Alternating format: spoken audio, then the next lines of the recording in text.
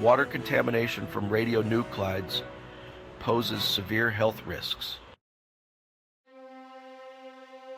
Radionuclides infiltrate water supplies and can cause cancer, kidney damage, and developmental issues in children. Removing radioactive substances from water is nearly impossible, and prolonged exposure damages cells.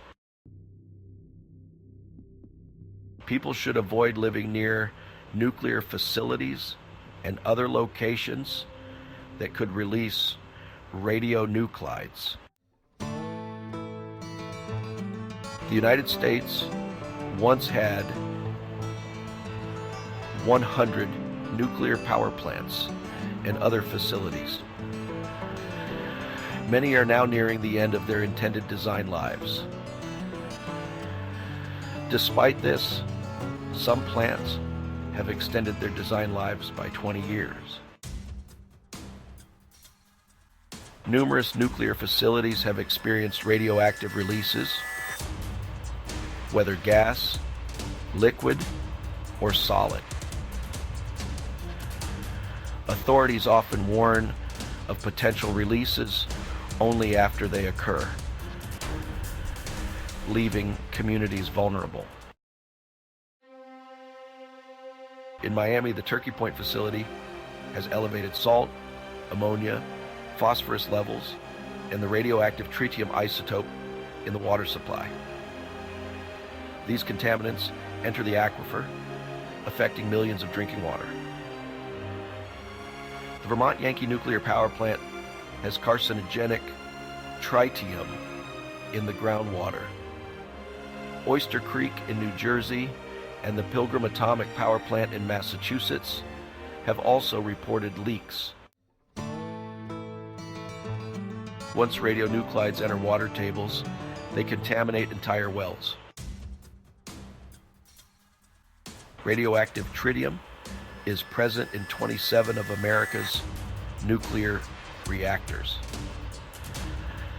This isotope can be absorbed through the skin, inhaled, or ingested, and is linked to cancer. Atomic meltdowns, such as those at 3 Mile Island and Fukushima, created plume clouds that deposited radioactive isotopes. These isotopes, like cesium-134, cesium-137, and iodine-131, entered the air, food, and water supplies, posing long-term health risks. Cleaning isotopes from water is complex and nearly impossible. The half-life of uranium-235, found in nuclear weapons, is 703,800,000 years. Iodine-131, released from the Fukushima meltdown, has a half-life of 8 days. Radium-226, found in Earth's crust, has a half-life of 1,600 years. Uranium-238, used in nuclear energy rods, has a half-life of 4,468,000,000 years. Protecting oneself from nuclear releases is difficult, especially near nuclear plants. Fracking sites in America expose radioactive isotopes like radium-226, radium-228, uranium-238, and radon gas. These sites contaminate aquifers and water wells with chemicals, toxins, and radiation.